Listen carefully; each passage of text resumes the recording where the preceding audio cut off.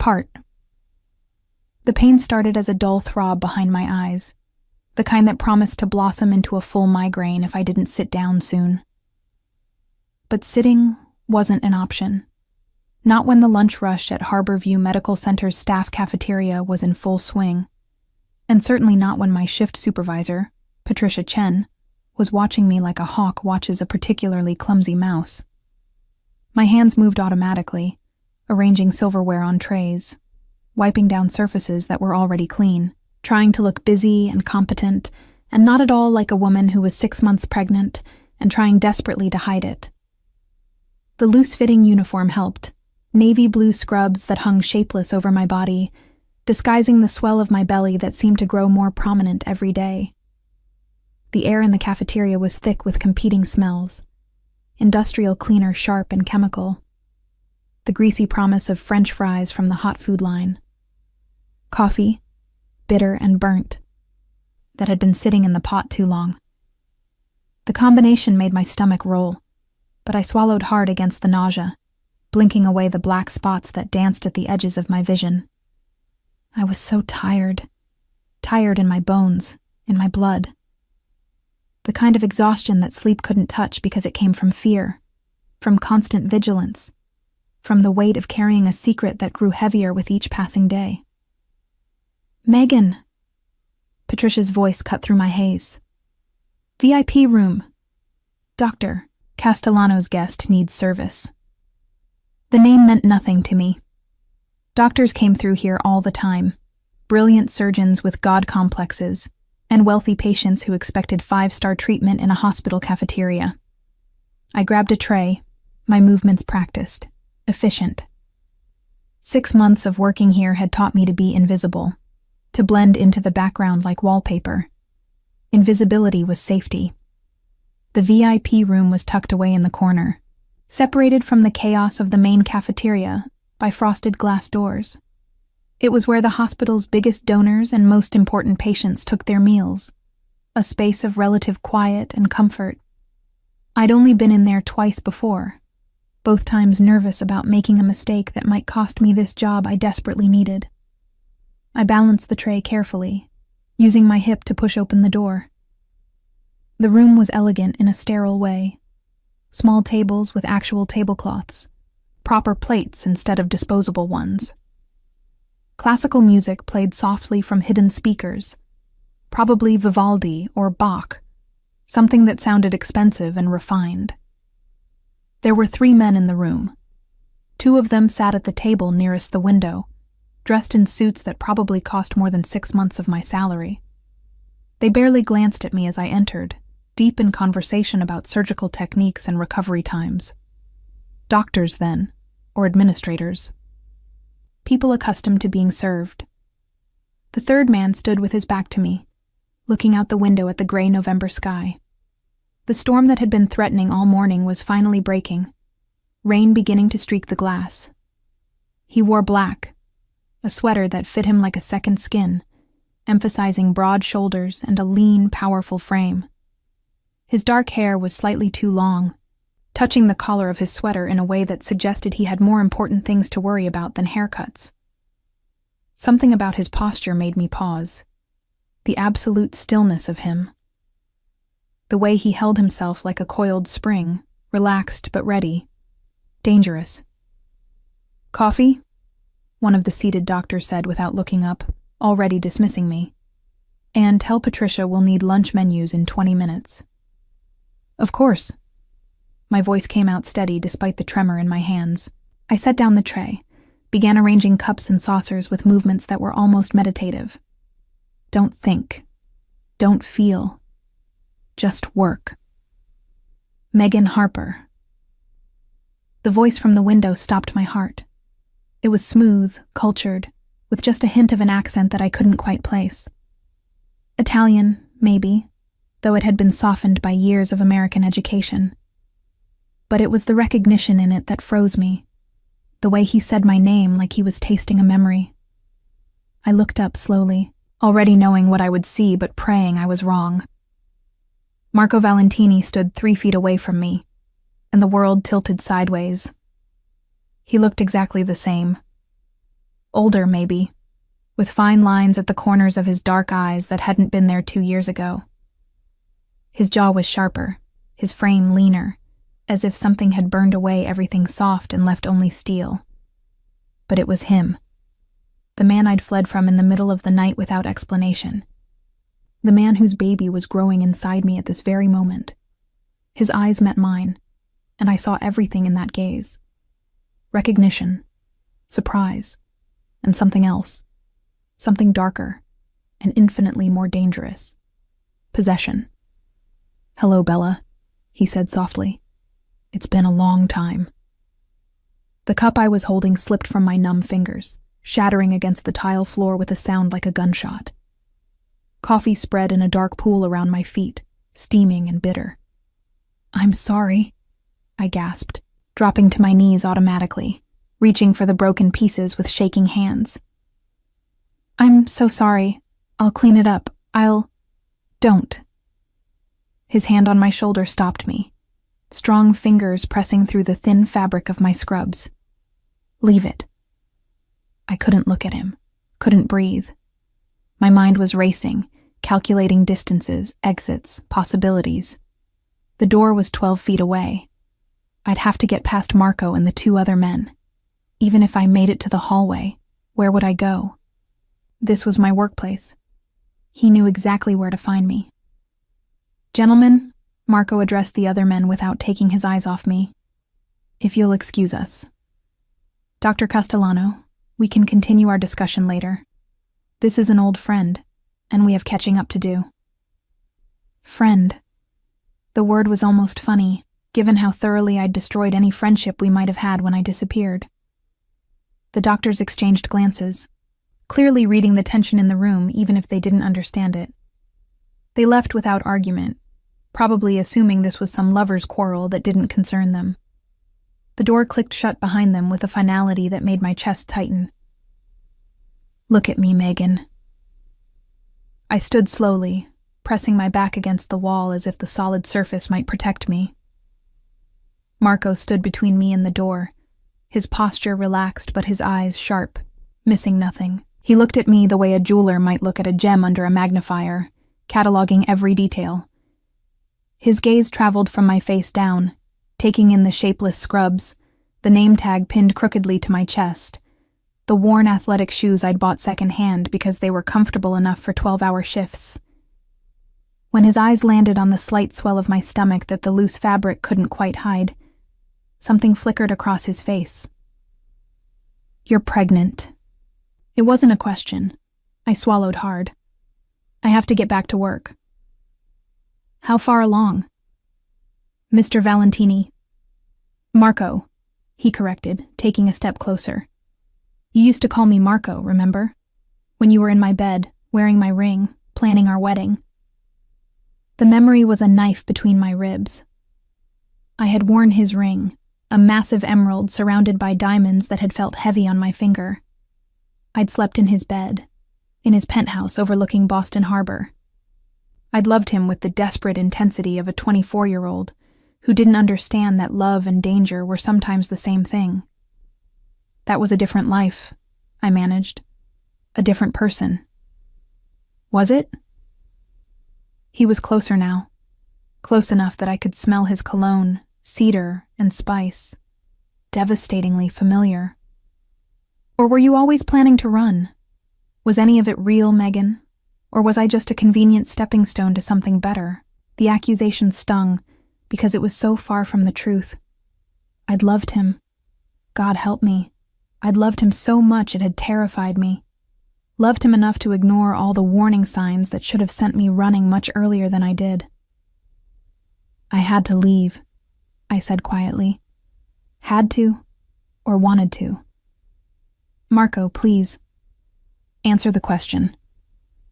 His voice was still soft, but there was steel underneath now, the tone of a man accustomed to being obeyed. How far along are you?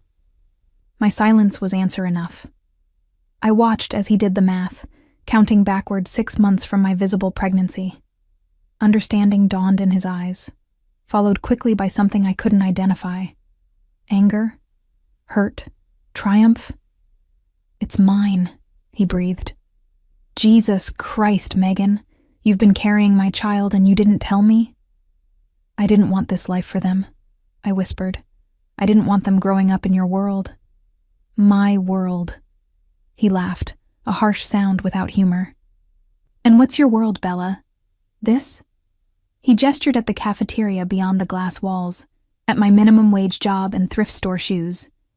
You'd rather raise my child in poverty than let them have everything I could give them. Safety, I shot back, finding my voice. I'd rather give them safety.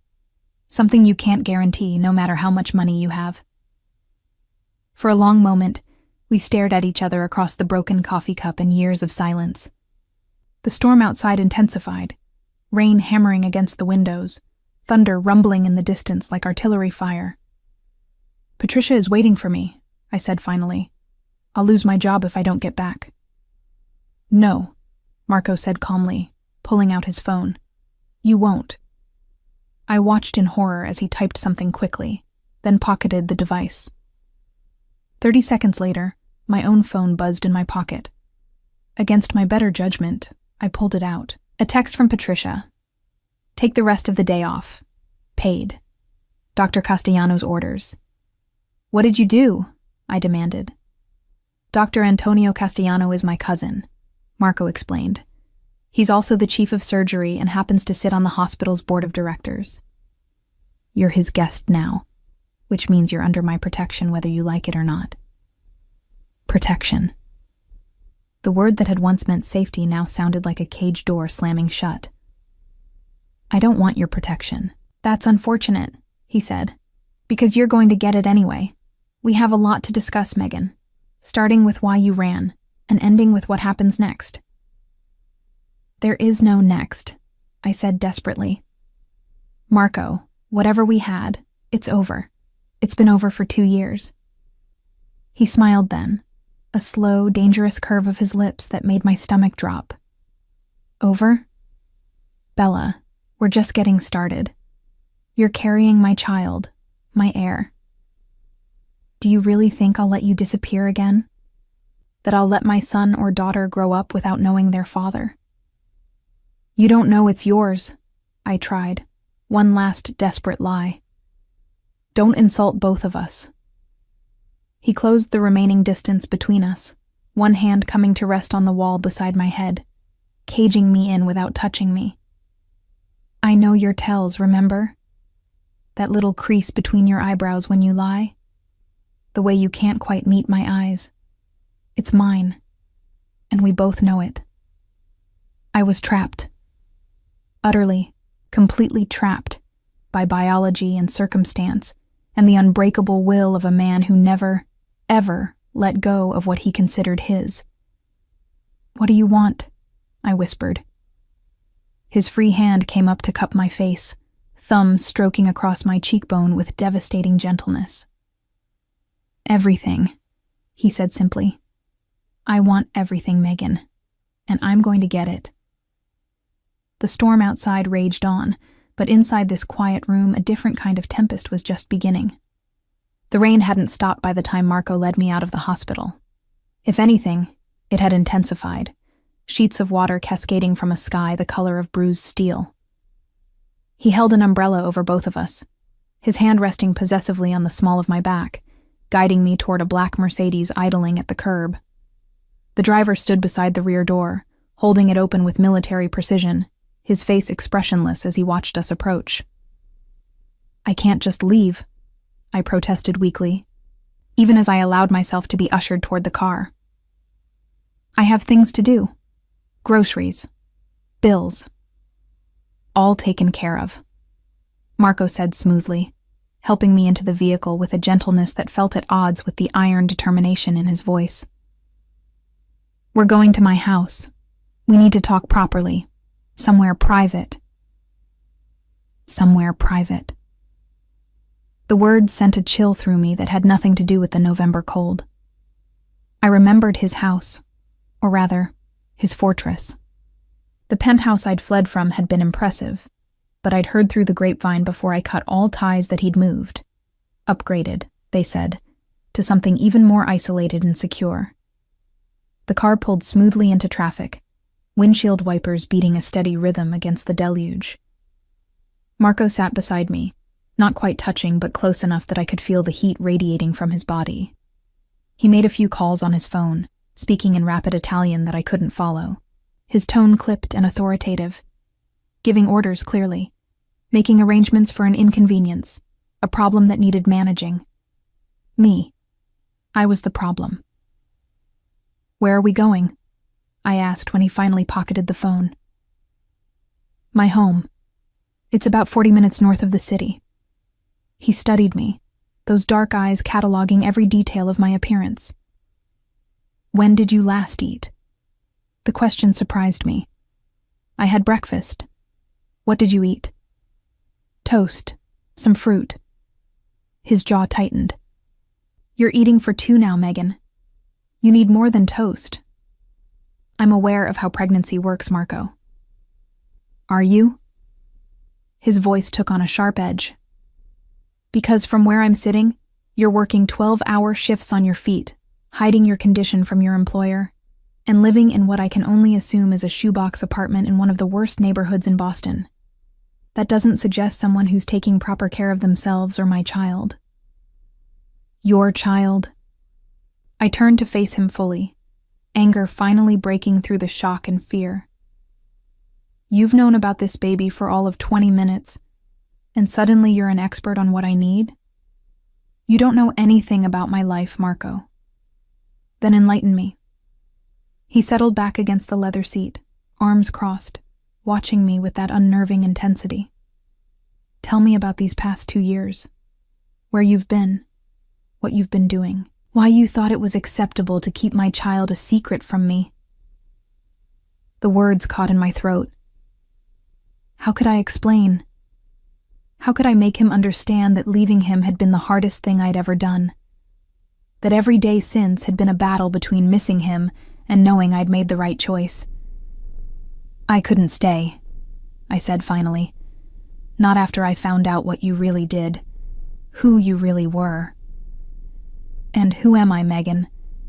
His voice was deceptively soft. "Tell me what you think you know." "You're not a venture capitalist." The words came out bitter. That was just a cover, wasn't it? A way to explain the money, the connections, the men in suits who showed up at all hours. He said nothing, just watched me with those fathomless dark eyes. "I heard things," I continued. "Conversations you didn't know I could hear. Names that made people afraid. I'm not stupid, Marco. I figured out what your real business was." "Did you?" He leaned forward suddenly, invading my space. "Or did you jump to conclusions based on half-heard conversations and decide to run, rather than ask me directly?" "Would you have told me the truth?" The question hung between us. Outside, the city gave way to suburbs, manicured lawns and tall gates hiding expensive homes from view. We were climbing, I realized, heading into the hills where Boston's old money built their estates. "I would have told you everything," Marco said quietly. "If you'd asked. If you'd trusted me enough to let me explain. I couldn't risk it." "So you risked our child instead?" His hand moved to my stomach before I could stop him, spreading across the swell with a proprietary touch that made my breath catch. "You risked raising them alone, without protection, without resources. Do you have any idea what could have happened to you? What could still happen?" I pushed his hand away, hating how my body responded to his touch, that traitorous warmth spreading through me. "I've been fine." "Have you?" He pulled out his phone again, swiping through something before turning the screen toward me. "Is this your apartment?" The photo showed my building, the peeling paint and broken security door clearly visible. Another swipe revealed my apartment door, the flimsy lock that any determined person could break through. Another photo showed me leaving for work that morning, pulling my coat tight against the cold. "How long have you been watching me?" The words came out as a whisper. 3 weeks. He said it matter-of-factly, as if surveilling me was perfectly reasonable. "Since you applied for the cafeteria position. Antonio saw your name on the list and called me immediately. He remembered you from our engagement, thought I should know." 3 weeks. He'd known where I was for 3 weeks and only now had chosen to reveal himself. The implications made my head spin. "Why wait?" I demanded. "Why not approach me immediately?" "I needed to understand your life first. Where you worked, where you lived, who you associated with, whether you were alone or if someone else was in the picture." His eyes hardened. Whether my child had a stepfather I needed to deal with. The casual menace in those last words sent ice through my veins. Deal with. As if removing competition was just another item on his to-do list. "There's no one else," I said quickly. "There's never been anyone else." Something shifted in his expression. A flash of satisfaction quickly masked. "Good. That simplifies things." The car turned off the main road, following a private drive that wound through dense forest. The trees created a canopy overhead, branches heavy with rain, making it feel like we were driving through a tunnel. Finally, we emerged into a clearing, and I got my first look at Marco's new home. It wasn't what I expected. Instead of modern glass and steel, it was a sprawling stone mansion that looked like it had been transplanted from Tuscany. 3 stories of honey-colored stone with terracotta roof tiles, surrounded by formal gardens that probably looked stunning in spring, but now appeared stark and gray against the storm. A fountain dominated the circular drive, water cascading from tiers of carved marble. "Welcome home," Marco said as the car stopped. "This isn't my home." "It will be." He exited the car, coming around to open my door before the driver could. "At least until we sort things out." I didn't take his offered hand. "I'm not staying here, Marco. We can talk, and then I'm going back to my apartment." His smile was almost pitying. "Bella, your apartment lease was terminated an hour ago. Your landlord was very understanding when I explained that you'd be relocating. Your belongings are being packed as we speak and will arrive here by evening." The ground seemed to shift beneath my feet. "You can't just... You had no right." "I have every right." He grasped my elbow firmly, pulling me from the car despite my resistance. "You're carrying my child. That gives me all the rights I need to ensure both of you are properly cared for." "That's not how this works.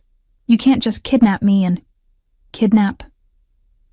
He stopped, turning to face me fully, rain soaking us both now that we'd left the shelter of the umbrella. "Megan, if I wanted to kidnap you, you'd wake up in a country with no extradition treaty, with a new identity and guards at every door. This is me being reasonable. This is me giving you a choice." "What choice?" I laughed bitterly. "You've already made all the decisions." "The choice," he said, his voice dropping to a dangerous softness, "is whether you walk into that house as a guest or whether I carry you. Whether we handle this situation as partners or as adversaries. Because make no mistake, Bella, you're not leaving. Not until I'm certain you're safe. Not until we've reached an understanding about our child's future." Thunder cracked overhead, punctuating his words. I stared at him. At this man I'd once loved enough to say yes when he proposed. At the stranger wearing his face, who was calmly dismantling my life without remorse. "I hate you," I whispered. Something flickered in his eyes, gone too quickly to identify. "Perhaps, but you'll hate me in safety and comfort, with the best medical care money can buy. Your hatred is a price I'm willing to pay." He started walking again, still gripping my elbow, steering me toward the massive front doors. They opened before we reached them, revealing a woman in her 50s with steel gray hair pulled into an efficient bun.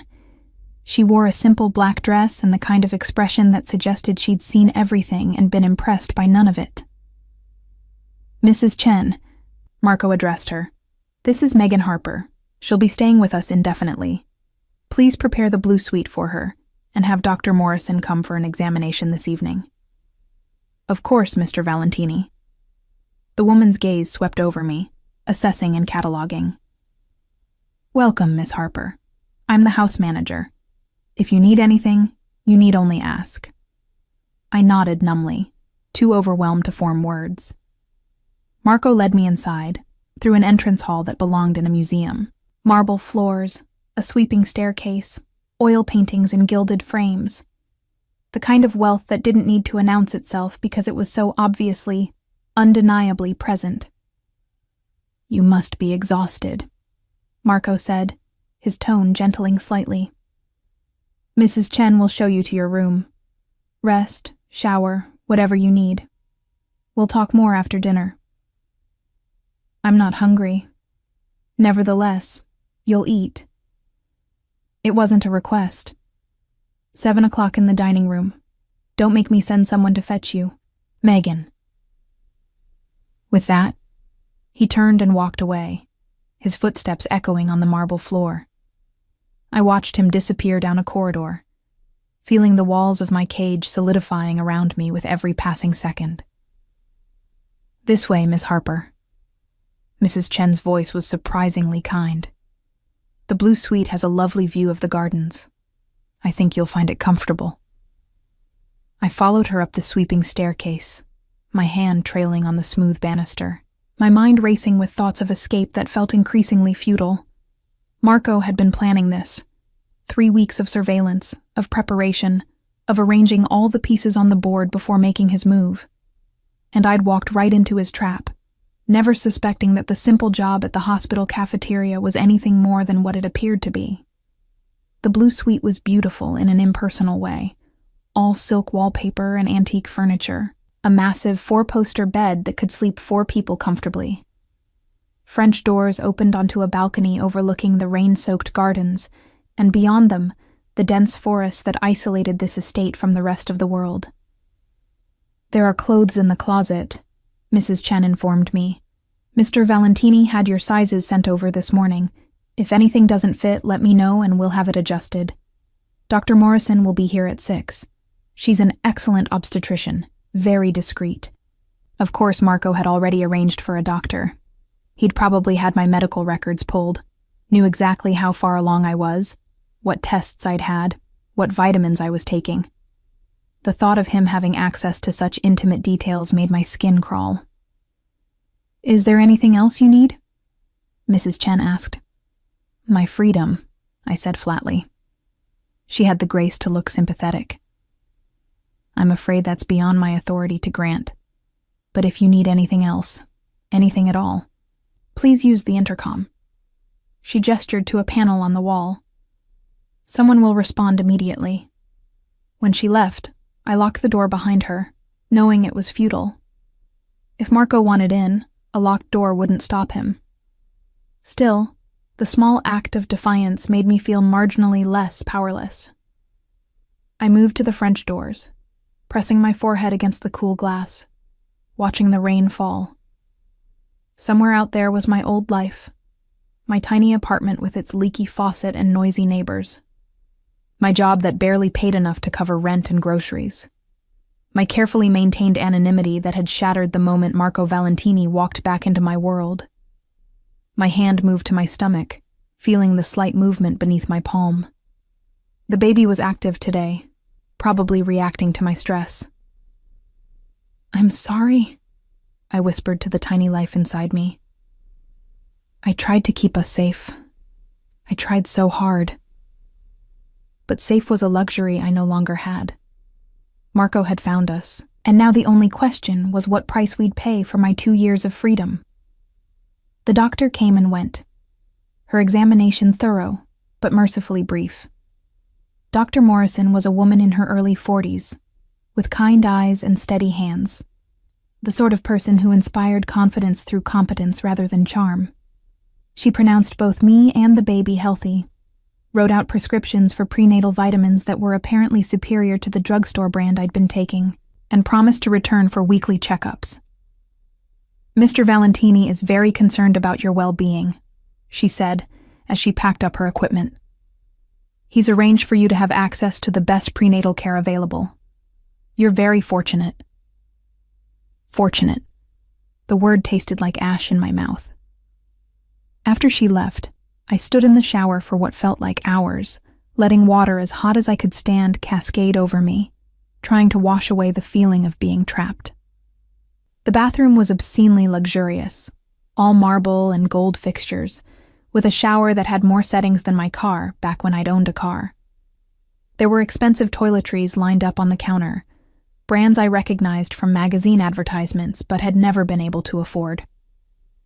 Everything I could possibly need, except the one thing that mattered: freedom.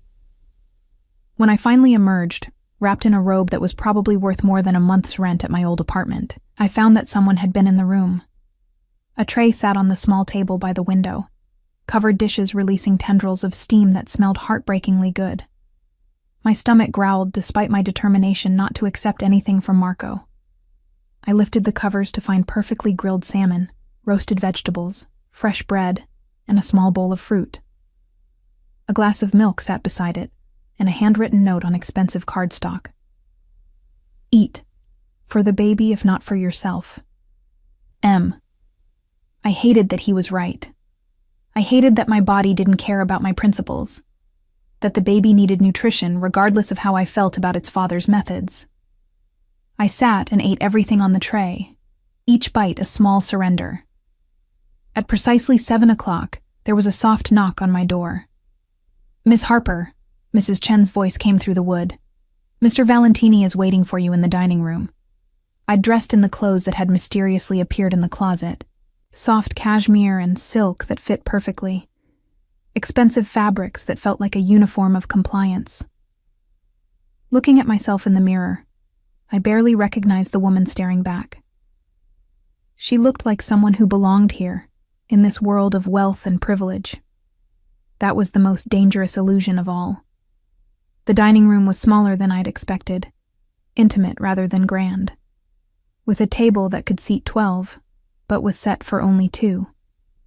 Candles flickered in silver holders, casting warm light across the polished wood. Rain still battered the windows, creating a cocoon of false comfort, as if the storm outside existed in a different world entirely. Marco stood when I entered, his manners impeccable despite everything else. He'd changed into dark slacks and a white shirt, the sleeves rolled up to reveal strong forearms. Without his suit jacket, he looked younger, more like the man I'd fallen in love with before I knew better. "You look beautiful," he said quietly. I didn't acknowledge the compliment. "You wanted to talk, so talk." He pulled out a chair for me, waiting until I sat before taking his own seat across from me. A moment later, a server appeared, a young man who moved with practiced efficiency, serving soup from a tureen before disappearing as silently as he'd come. "I've had your things brought to the Blue Suite," Marco began, his tone conversational, as if we were discussing the weather rather than my captivity. "Your books, your photos, the quilt your grandmother made. I thought you'd want familiar items around you." The mention of my grandmother's quilt hit harder than it should have. She'd died 6 months before I met Marco, and that quilt was one of my few remaining connections to her. The fact that he remembered, that he'd specifically ensured it was brought here, felt like emotional manipulation of the highest order. "How thoughtful," I said flatly. Gilding the cage. "It's not a cage, Megan. No? Then I'm free to leave whenever I want?" He was silent for a long moment, his spoon moving through his soup with deliberate slowness. "Not yet. Then it's a cage. It's protection." He set down his spoon, leaning forward. "There are things you don't understand about my world, about the dangers that come with being connected to me. Things I couldn't explain before because you ran before giving me the chance. I saw enough to know I didn't want to be part of it." "What exactly did you see?" The question was sharp. "What convinced you I was so terrible that you needed to disappear in the middle of the night without a word?" The memory came rushing back, as vivid as if it had happened yesterday instead of 2 years ago. I'd woken in Marco's penthouse, 3 in the morning, thirsty and disoriented. He hadn't been in bed beside me, and I'd gone looking for him, padding barefoot through the dark apartment. I'd found him in his study, the door ajar, his voice low and cold as he spoke in Italian to someone on the phone. My Italian had been rudimentary then, limited to menu items and basic phrases, but I'd understood enough. Words like eliminate, disappear, and permanent solution. The way he'd said them with such casual finality, as if discussing taking out the trash rather than a human life. Later, scrolling through news sites unable to sleep, I'd seen the story. A local businessman found dead, apparent suicide. But his name had been familiar, one I'd heard Marco mention. And the timing, just hours after that phone call, had been too convenient to ignore. "I heard you on the phone," I said quietly. "That night, 3 weeks before the wedding, you were giving orders to have someone killed." Marco's expression didn't change. "And you assumed the worst without asking for context. What context could possibly justify murder?" "The context," he said, his voice hard, "that the man in question had kidnapped and was planning to sell a 14-year-old girl into sexual slavery. That he'd done it before and would do it again if someone didn't stop him. That the authorities were either bought off or too incompetent to help, and that little girl would have suffered unspeakable things if I hadn't intervened." I stared at him, my carefully constructed narrative crumbling. You were trying to save her." "I did save her." He leaned back, his expression unreadable. "She's 18 now, in college, studying to be a lawyer. She visits me every Christmas to say thank you." The room spun slightly. But the news said he killed himself. The news said what they were told to say. Marco's smile was cold. "That's what money and influence buy, Megan.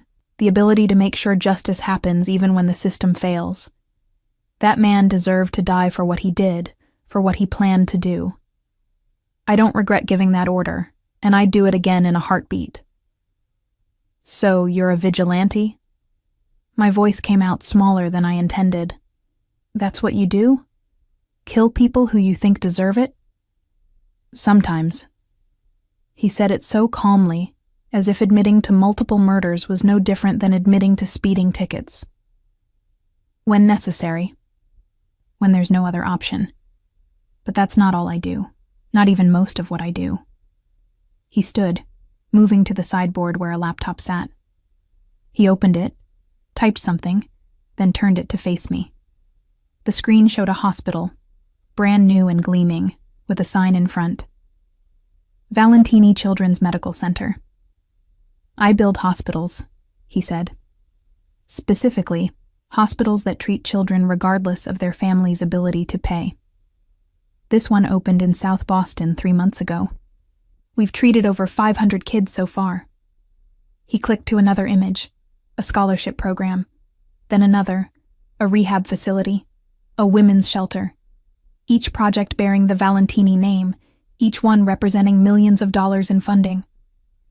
"I also run several legitimate businesses," he continued. "Import-export primarily. European luxury goods, Italian wines, that sort of thing. The money from those ventures funds my philanthropic work." "And the other work?" I had to ask. "The illegal work?" "Exists to fund the things that need funding, to protect people who can't protect themselves, to ensure that monsters face consequences even when the law won't touch them." He closed the laptop. "I'm not a good man, Megan. I've never claimed to be. But I'm not the monster you convinced yourself I was, either." I didn't know what to say. The worldview I'd constructed, the justification for running, felt suddenly less solid. If he was telling the truth, if that man really had been a predator, and Marco had stopped him. But that didn't change the fundamental problem. "Even if everything you're saying is true," I said slowly, "it doesn't change the fact that you live in a dangerous world. That people who do what you do have enemies. That our child would grow up with a target on their back simply because they're yours."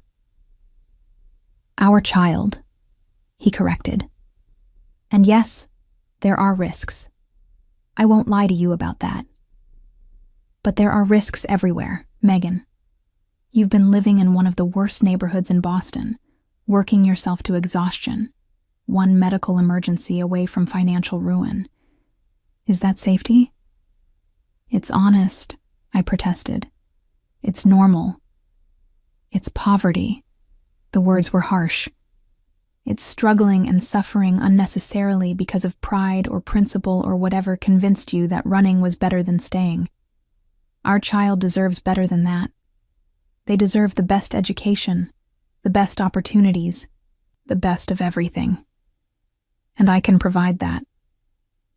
At what cost? I stood, needing to move, to pace. What happens when someone wants to hurt you and decides the best way is through your family? What happens when our child is kidnapped or threatened or used as leverage? Then, I eliminate the threat. He said it with such cold certainty that I shivered. Anyone who touches what's mine learns very quickly why that was a mistake they'll never have the chance to make again. What's mine? The possessiveness in those words was both terrifying and, God help me, a little thrilling. I'd forgotten what it felt like to be claimed by Marco Valentini, to be the focus of all that intensity and protection. This can't work, I said, but my voice lacked conviction. We can't just pick up where we left off. I know.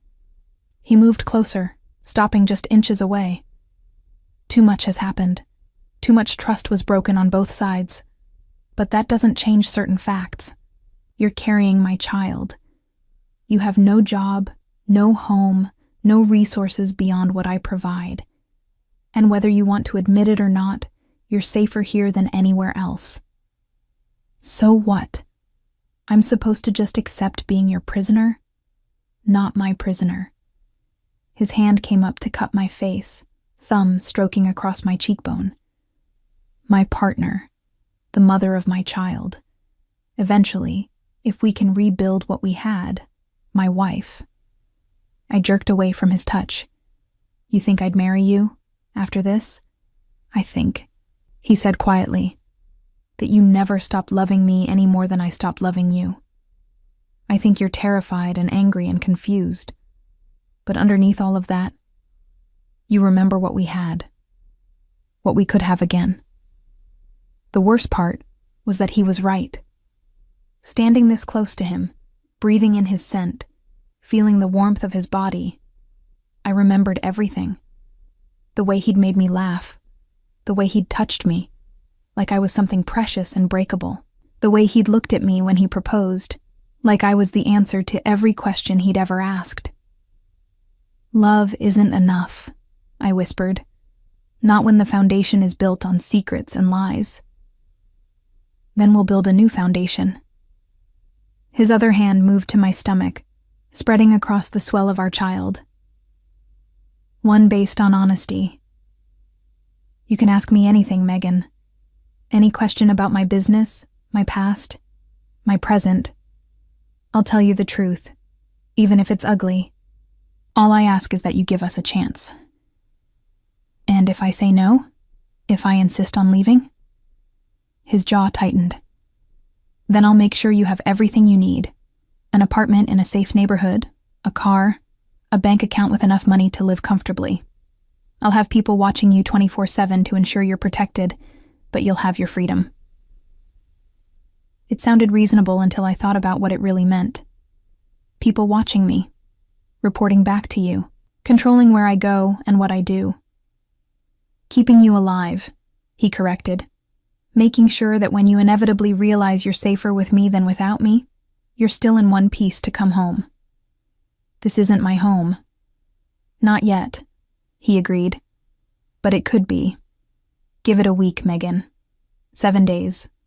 Stay here. Let me show you that this life isn't what you feared. Meet with Dr. Morrison. Rest. Eat properly.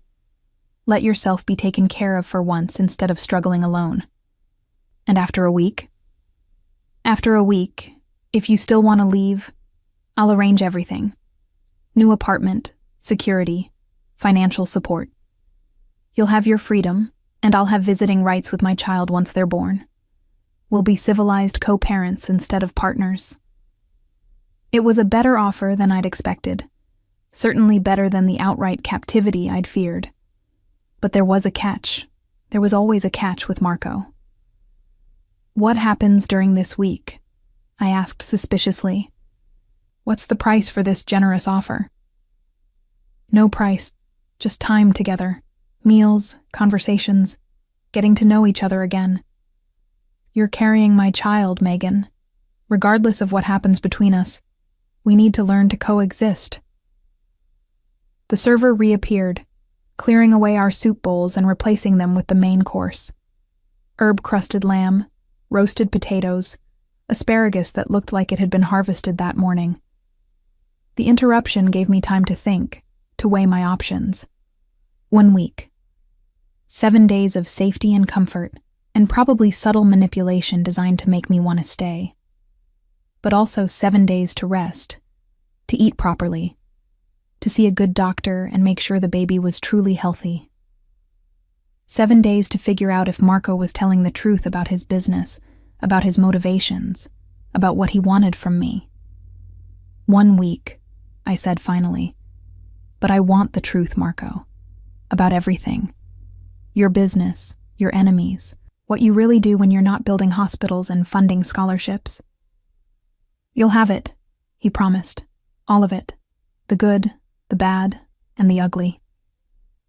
We ate in silence for a while, the only sounds the clink of silverware against china and the steady drum of rain against the windows.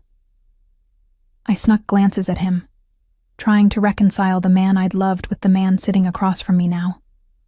They were the same person, and yet everything had changed. "Why did you really move here?" I asked suddenly. "This house, so isolated. Was it because of me? Because you were afraid I'd come back?" He looked up, surprise flickering across his face. "Partly. After you left, I couldn't stay in the penthouse. Too many memories, too many ghosts. I wanted something different. Somewhere that could be a home instead of just a showcase. For the family you thought you'd lost," I said softly. "For the family I refused to believe was truly gone." He set down his fork. "I never stopped looking for you, Megan. Every day for 2 years, I had people searching. But you were good at hiding. You covered your tracks, used cash instead of cards, stayed off social media. If it weren't for Antonio recognizing your name, I might never have found you." The thought was both comforting and terrifying. 2 more months and I would have been too obviously pregnant to work. I'd been planning to move again, to disappear somewhere smaller and cheaper where I could have the baby in anonymity. Marco would have had a child out there in the world and never known about it. "I would have told you eventually," I said, though I wasn't sure if it was true. "After the baby was born, somehow." "Would you?" He didn't sound convinced. "Or would you have convinced yourself they were better off without me? That my money and protection weren't worth the risk?" I didn't answer because I honestly didn't know. The Megan who had run 2 years ago might have kept this secret forever. But the Megan sitting here now, exhausted and overwhelmed and terrified for her child's future, wasn't sure of anything anymore.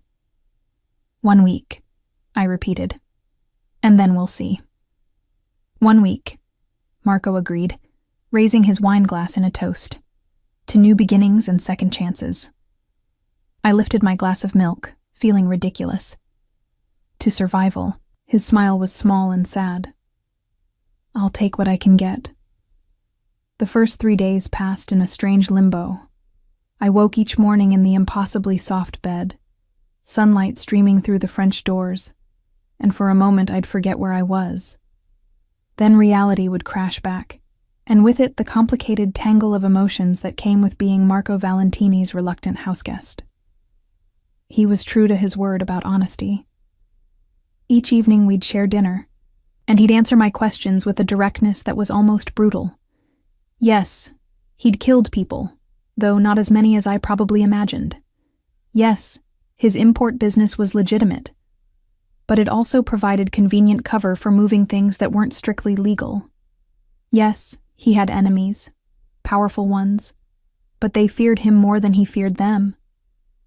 Power, he explained on the third night, swirling wine in his glass while I nursed my perpetual glass of milk, is about perception as much as reality.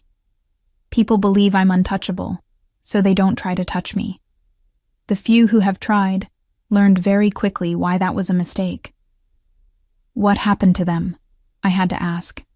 His smile was cold. They're no longer problems. The house itself was a revelation.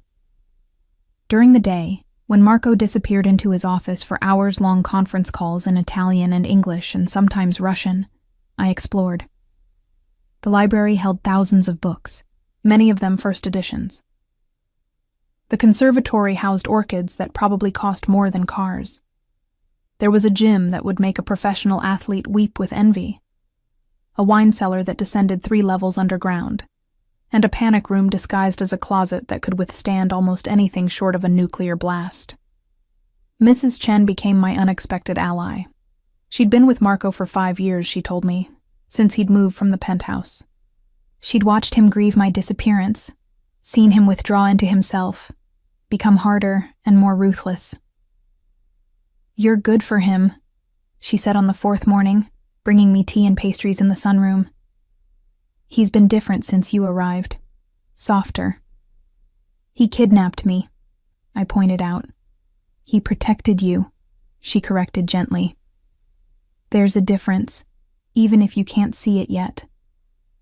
Dr. Morrison came daily, each visit confirming that the baby was thriving.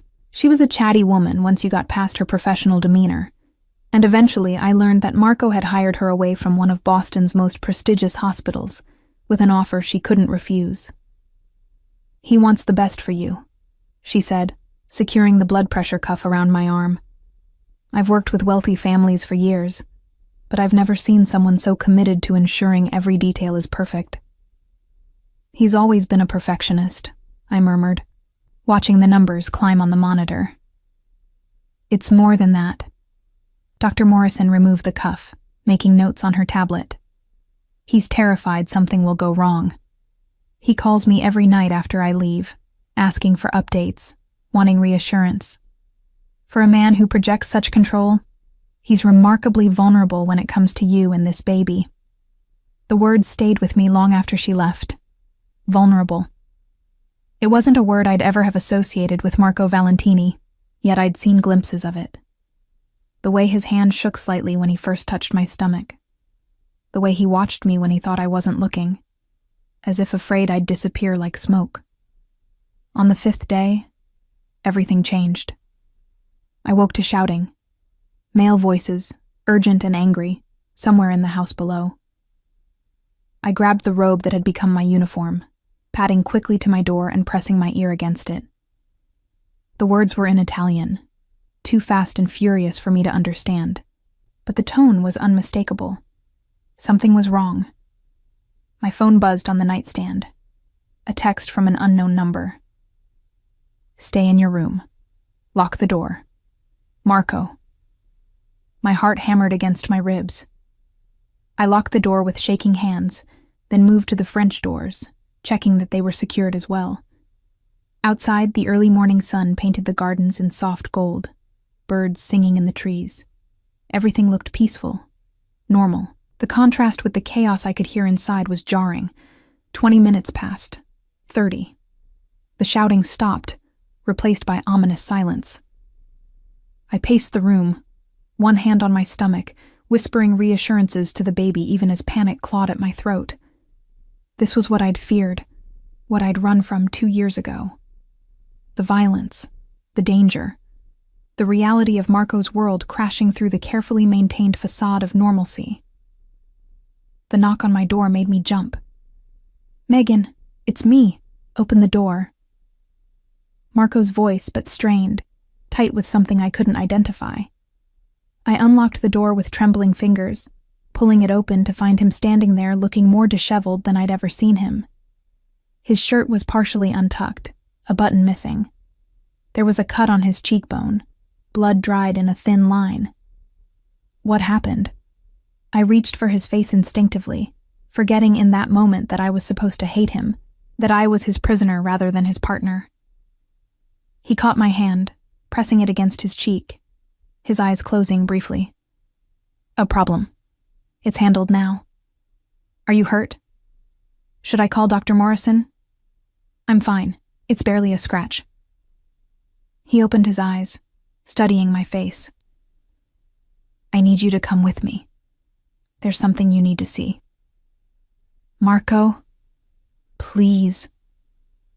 The single word held a weight of urgency that made me nod despite my fear. He led me downstairs, through corridors I hadn't yet explored, deeper into the house. We passed 2 men in dark suits, their expressions grim. One had bruised knuckles, the other a split lip. They nodded respectfully to Marco as we passed. Finally, we reached a door that required a fingerprint scanner to open. Marco pressed his thumb to it, and the lock disengaged with a soft click. Beyond was a staircase leading down. Where are we going? I asked. My office, the real one. The basement office was nothing like the elegant study upstairs. This was a command center, walls lined with monitors showing security feeds from what looked like dozens of locations. There were computers, filing cabinets, a massive desk covered in papers and tablets. And in the corner, handcuffed to a chair, was a man I'd never seen before. He was in his 40s, expensive suit rumpled, face already showing the beginning of a bruise along his jaw. When he saw me, his eyes widened with recognition that made my blood run cold. This is Victor Kozlov, Marco said, his voice hard. He broke into my home 2 hours ago with the intention of kidnapping you. The room spun. I grabbed the doorframe for support. What? One of my competitors decided the best way to hurt me was through you. Marco's hand rested on the small of my back, steadying me. His men have been watching the house for days, waiting for an opening. This morning, they thought they saw one. But no one knows I'm here, I stammered. How would they even know about me? Because there are no secrets in my world, Bella. Not for long. He guided me to a chair, making sure I was seated before turning back to the man. Tell her what you were planning. Victor said nothing, his jaw clenched stubbornly. Marco moved with sudden violence, grabbing the man's chair and tilting it back until it balanced on 2 legs. Tell her, he repeated, his voice deadly calm, or I drop you. That concrete floor will crack your skull like an egg. Ransom, Victor gasped out. Just ransom. We would have returned her unharmed once you paid. Unharmed, Marco repeated flatly. He let the chair drop back to all 4 legs with a crash that made me flinch. You were going to take a pregnant woman from her home in the middle of the night, terrify her, possibly hurt her or the baby in the process, and you call that unharmed? He turned to me, his expression softening slightly. This is why I need you here, Megan. This is why I can't let you go back to your apartment with just basic security. My enemies don't play fair. They don't follow rules. And now that they know about you, about the baby, you're a target whether you're with me or not. The full weight of his words settled over me like a blanket of lead.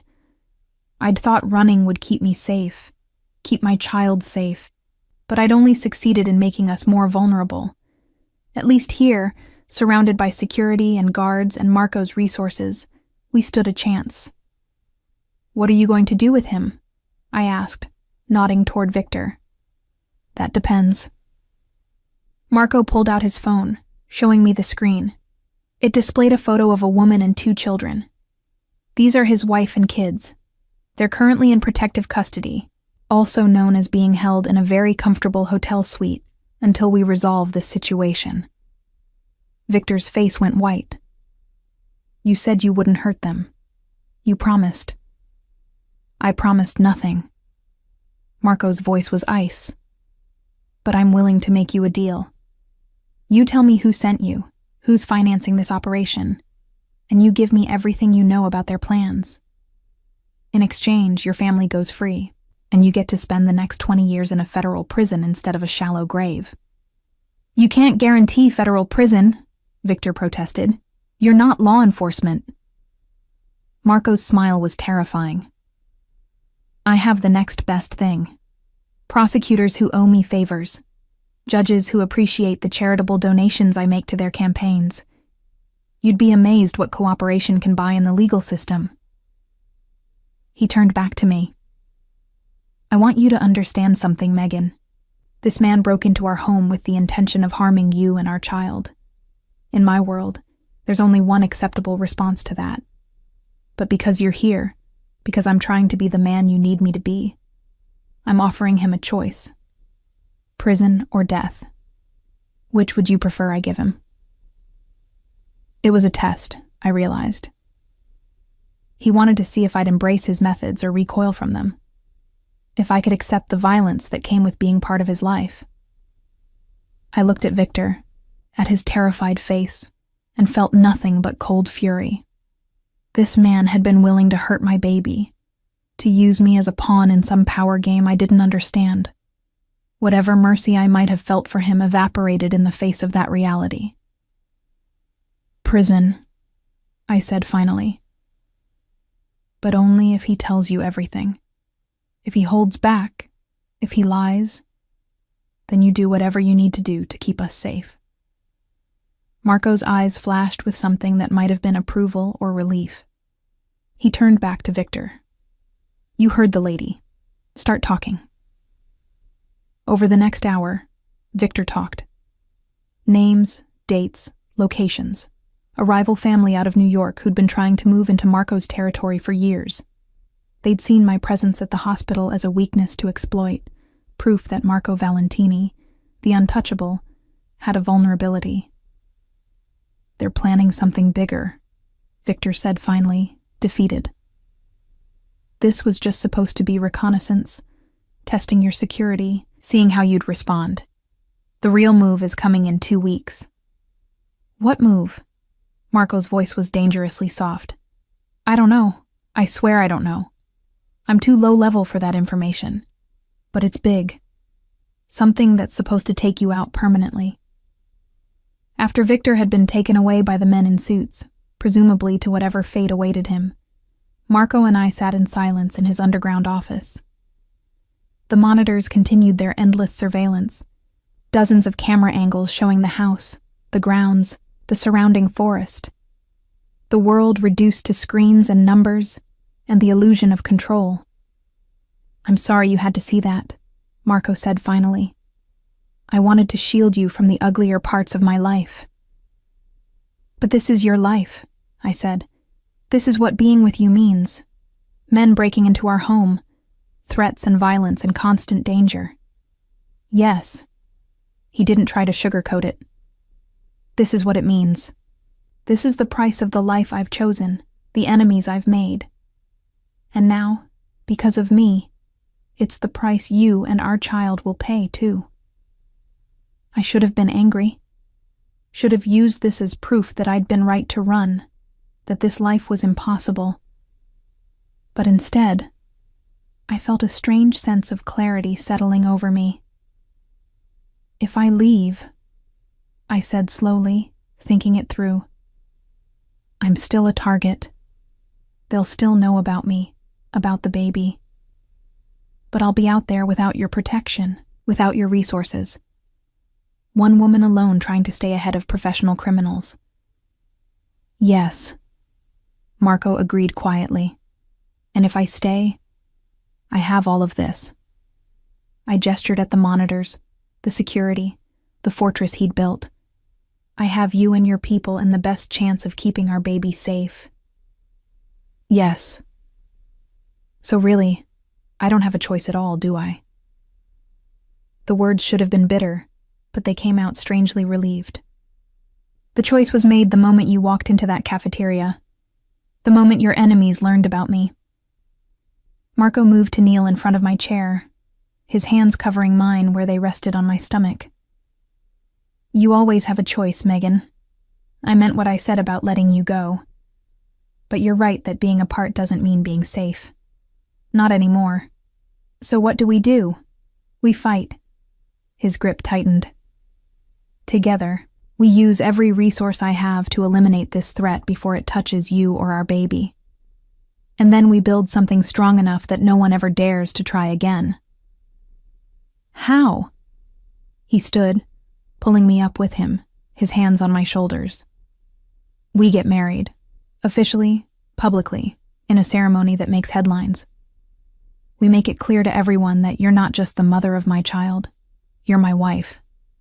That hurting you is the same as hurting me, and everyone knows what happens to people who hurt me.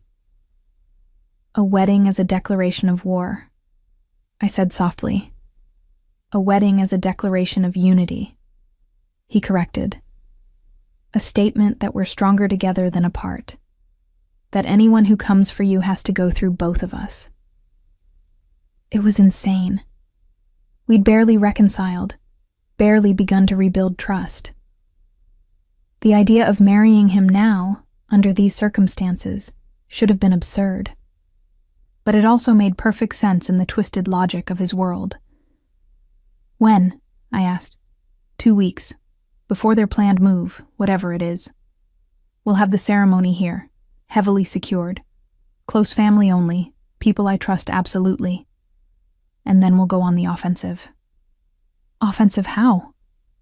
His smile was predatory. By making sure that anyone who threatens my family learns very quickly why that was the last mistake they'll ever make. I should have been horrified. Should have seen this for what it was, a manipulation, a way to bind me to him permanently. But standing there in his underground command center, surrounded by evidence of the dangers we faced, I saw it differently. This was survival. This was protection. This was the only way to ensure our child grew up safe in a world where Marco's enemies would always be hunting for weaknesses to exploit. Okay, I said. 2 weeks. But I have conditions. Name them. Full transparency. No more secrets about your business, your enemies, anything that could affect our safety. I need to know what we're up against. Agreed. And our child never, ever gets involved in this life. They get a normal childhood, normal friends, normal experiences. Whatever it takes to shield them from your world. Agreed, he said again. Though you should know that total normalcy might be impossible. They'll always have protection, always have guards watching from a distance. But I'll do everything in my power to let them be a child first, and my heir second. And if this doesn't work, I had to ask. If I can't adapt to this life, if the danger becomes too much, then we'll find another way. He cupped my face in his hands. I won't lose you again, Megan. I can't. So we'll make this work, because the alternative is unacceptable to both of us. He kissed me then, soft and gentle. Nothing like the possessive claims he'd made earlier. This was a promise, a commitment, a bridge being built between the people we'd been and the people we needed to become. When we finally pulled apart, dawn was breaking outside, visible on the security monitors. A new day beginning, a new life starting. 2 weeks, I repeated. And then Megan Harper becomes Megan Valentini. She always was, Marco said softly. We're just making it official. The wedding preparations consumed the next 10 days in a whirlwind of activity that left me breathless and overwhelmed. Marco had called in favors from what seemed like every corner of his vast network. A designer from Milan arrived with sketches for a custom gown that would accommodate my growing belly while still looking elegant. A jeweler from New York brought cases of diamonds and precious stones for me to choose from. A chef who'd trained at Le Bernardin came to discuss menu options. It was excessive and beautiful and terrifying all at once. This is too much, I protested on the 7th day, watching as workers transformed the mansion's ballroom into something that belonged in a fairy tale. Crystal chandeliers were being installed, their light casting rainbow prisms across the marble floors. Thousands of white roses were being arranged in cascading displays that filled the air with their perfume. "It's exactly enough," Marco countered, coming up behind me and wrapping his arms around my waist, his hands settling protectively over my stomach. "You're giving me everything I've ever wanted. The least I can do is give you a wedding worthy of that gift." "I'm giving you a wedding under duress," I pointed out. "Hardly the romantic gesture you're making it out to be.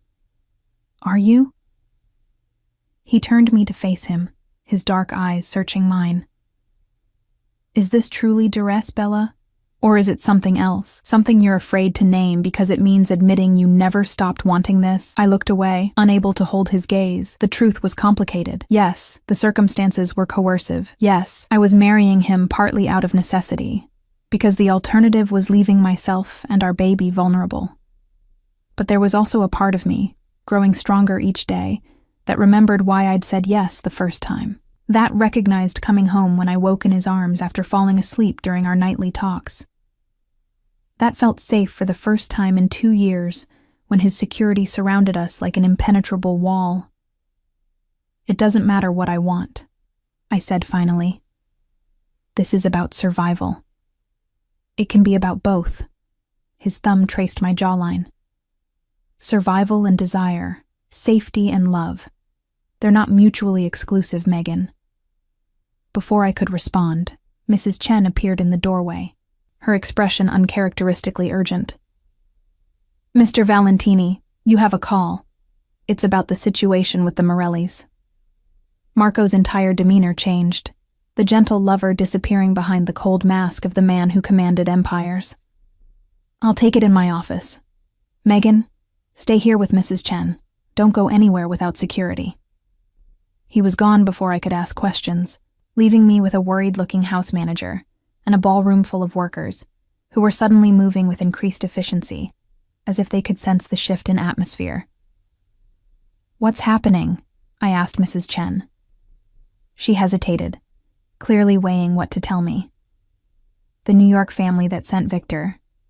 They've made another move." My blood ran cold. "What kind of move?" "I don't know the details, but Mr. Valentini will handle it.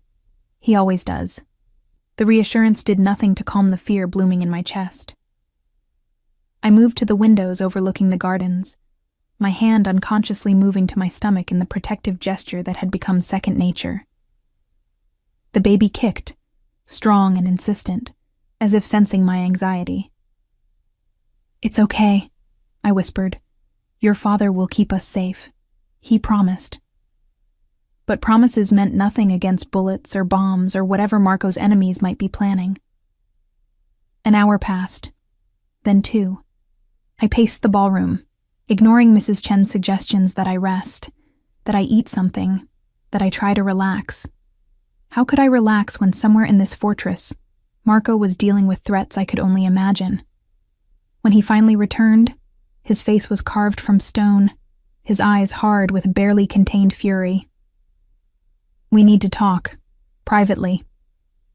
He led me to the library, dismissing the guards who tried to follow with a curt gesture. Only when the heavy doors were closed behind us did he speak. "The Morellis kidnapped my cousin's daughter this morning, Isabella. She's 16. The same age as the girl he'd saved 2 years ago, the one whose rescue I'd mistaken for murder. The parallel wasn't lost on either of us." "Oh, God," I breathed. "Is she—" "She's alive, for now. They're using her as leverage, trying to force me to hand over territory in the North End, 4 blocks of prime real estate that control access to the harbor."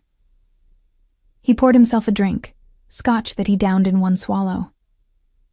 "They want an answer by tomorrow night, before the wedding. What are you going to do?" "What I always do." His smile was knife-sharp. "I'm going to get her back and make sure the Morellis never threaten anyone I care about again." "How?" I moved closer, needing to understand. "If you refuse to give them what they want, they'll kill her. If you give in, you show weakness, and they'll just keep taking and taking until there's nothing left. Which is why I'm not going to do either." He set down the glass, turning to face me fully. I'm going to rescue Isabella and eliminate the Morelli leadership in one move. It's risky, it'll be violent, and it'll start a war that will take months to fully resolve. But it's the only way to end this permanently. When? Tonight. The wedding will have to wait. No. The word came out before I'd fully thought it through. No, we keep to the schedule. We get married tomorrow as planned. Marco stared at me like I'd lost my mind. Megan, I need to focus on Isabella. I can't be distracted by your pregnant fiancé who's also a target? I interrupted. Marco, think about it. If you postpone the wedding, the Morellis will know they rattled you. They'll know they found a weakness. But if we go forward, if we get married exactly as planned while you're simultaneously dismantling their organization, you send a message. You show them that nothing they do can touch what really matters to you. He was quiet for a long moment, his brilliant mind working through the implications. It would require splitting my attention, coordinating the rescue while also ensuring the wedding happens smoothly. So, delegate, you have people for this, right? People you trust to handle the details? I have Antonio. He pulled out his phone, already thinking through logistics. He can oversee the wedding preparations while I focus on Isabella. But Megan, you need to understand what this means. Tomorrow will be one of the most dangerous days of our lives. Getting married while simultaneously going to war. I understand. And I did, with a clarity that surprised me. But we don't have the luxury of waiting for safe moments. We make our stand now, together, or we spend the rest of our lives looking over our shoulders. Something shifted in his expression, pride mixing with the ever-present worry. When did you become so fierce? When someone threatened my family. The words felt right, claiming him and Isabella, and even this strange, dangerous life as mine to protect. Now tell me what you need from me. How can I help? Over the next several hours, Marco transformed from my fiancé into a general preparing for battle. He made calls in rapid-fire Italian, coordinating with people whose names I didn't know but whose loyalty was absolute. Maps appeared on his desk, showing the warehouse where Isabella was being held. Blueprints of the building, guard rotations, entry and exit points. They're expecting me to negotiate, Marco explained, pointing to various locations on the map. They think I'll show up tomorrow night with lawyers and mediators, try to talk my way to a peaceful resolution. Instead, I'm going in tonight with a team of 12. We extract Isabella, we eliminate the leadership, and we're gone before their reinforcements can respond. And if something goes wrong? I had to ask. Then you get on a plane with Antonio and disappear. He has instructions and resources. You'll be safe. I'm not running again. You will if it means keeping our child safe. His hand covered mine where it rested on my stomach. Promise me, Megan, if this goes badly, if I don't come back, you'll let Antonio protect you. You'll do whatever it takes to survive. The thought of losing him, of raising this baby alone, was almost unbearable. But I'd learned enough about his world to know that promises about safety were lies we told ourselves to get through the night. I promise, I whispered. But you're coming back.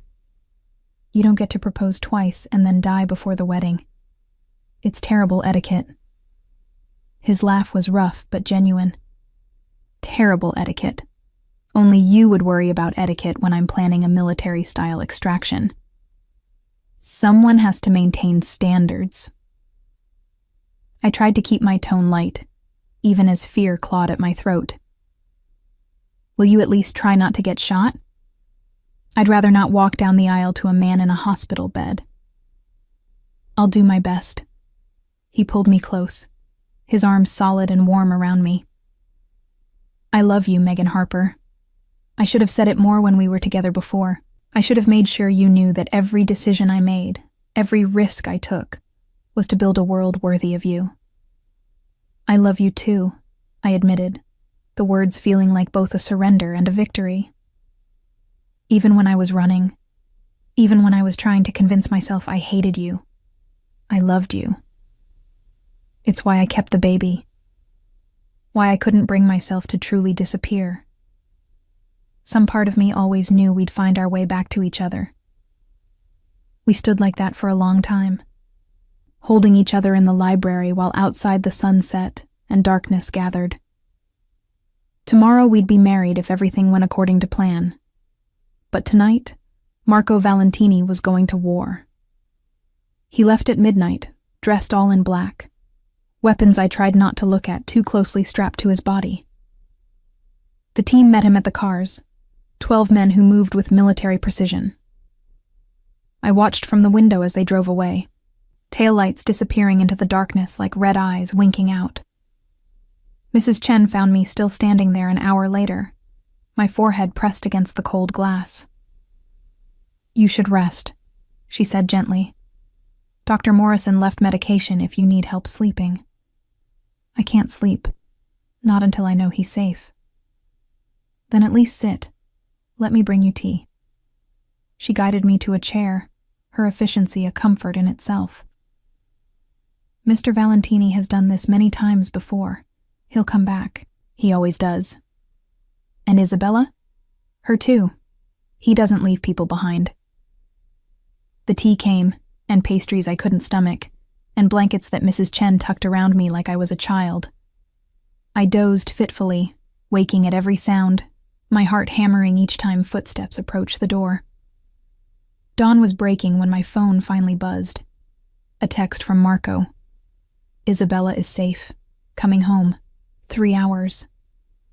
Relief hit me so hard I actually sobbed, great gasping breaths that I couldn't control.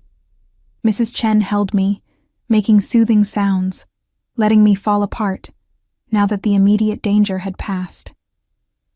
See? She murmured. I told you. He always comes back. But when Marco finally walked through the door 3 hours later, I saw the cost of that promise written in every line of his body. He was limping slightly, favoring his left side.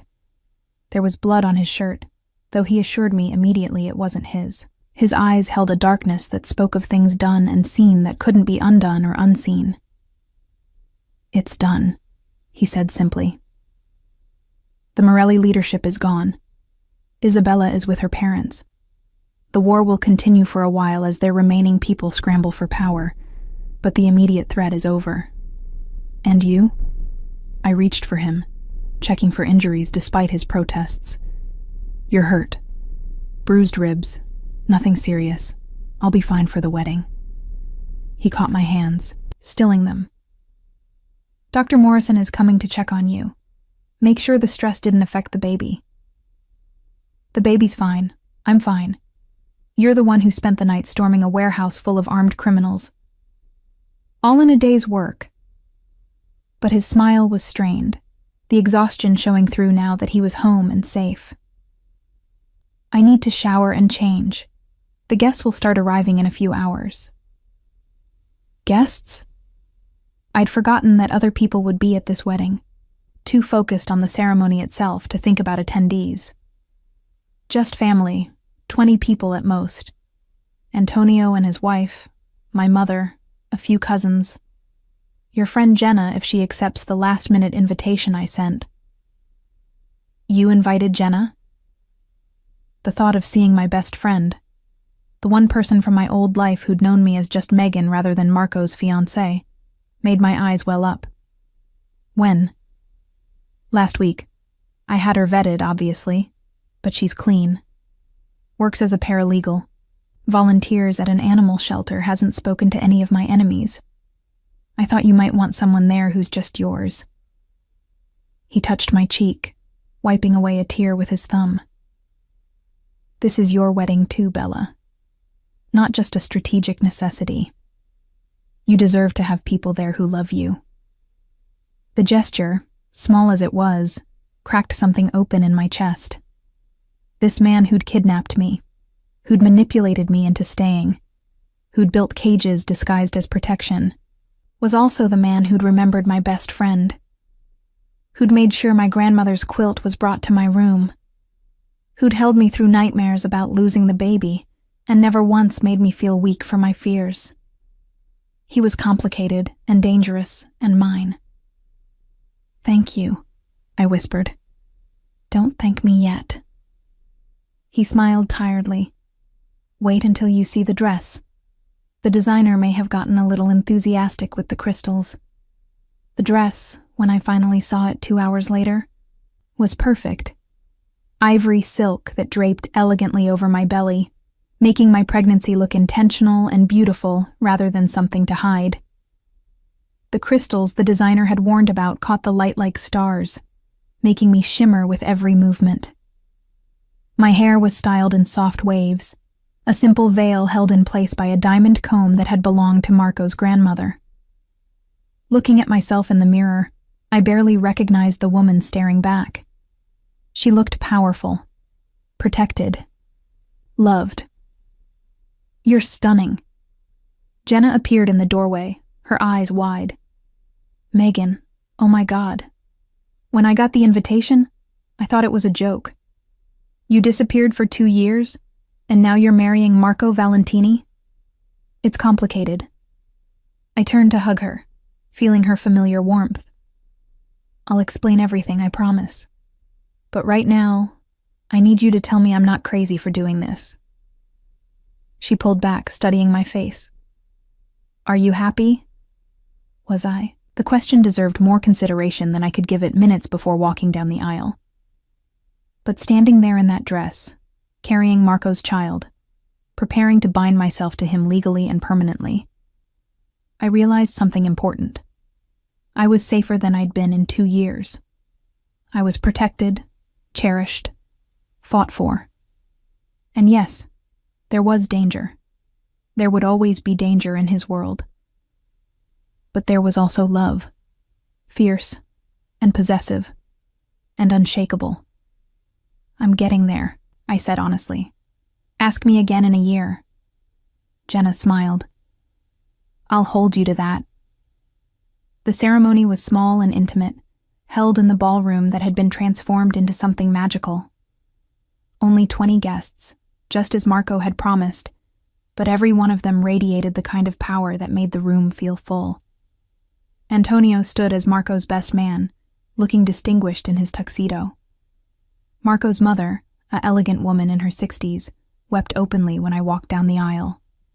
And Marco, standing at the end of that flower-strewn path, looked at me like I was his salvation and his destruction all at once. The priest kept it brief, the traditional vows taking on new weight given everything we'd been through. For better or worse, richer or poorer, in sickness and health. Each promise a commitment not just to marriage but to survival, to partnership, to facing whatever came next as a united front. When Marco slipped the ring on my finger, platinum with a diamond so large it was almost obscene, I felt the weight of it like chains and wings simultaneously. "I now pronounce you husband and wife."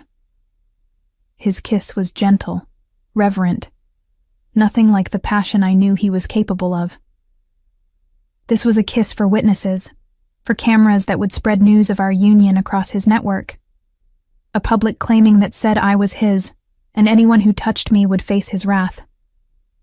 But when he whispered against my lips, the words were just for me. "Thank you for choosing to stay, for choosing us." "Thank you for making it impossible to leave," I whispered back. The reception was subdued but elegant. Dinner served on china that probably cost more than my old apartment. Toasts were made. Antonio speaking of his cousin's dedication and devotion. Marco's mother welcoming me to the family with tears and fierce hugs. Jenna pulled me aside at one point, her expression serious. "He loves you," she said. "I can see it in every look, every gesture. But Megan, be careful. Men like him, they don't just love. They possess. They consume. Don't lose yourself in being his wife." "I won't," I promised, though I wasn't entirely sure it was true. "I'm still me, Just a me with better security and worse enemies. She laughed, but her eyes remained worried. Call me if you need anything. Even if it's just to remind you who you were before all this. As the evening wore on, I found myself watching Marco across the room.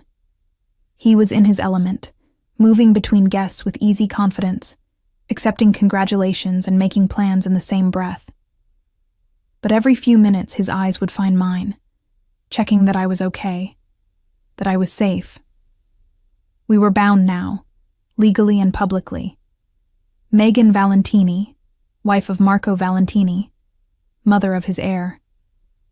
The target on my back had grown exponentially larger, but so had the fortress protecting me.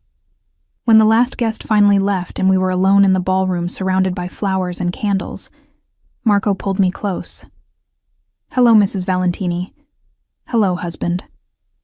The word felt strange on my tongue, foreign and familiar all at once. Tired? Exhausted. You? Beyond exhausted. But there's something I need to tell you first.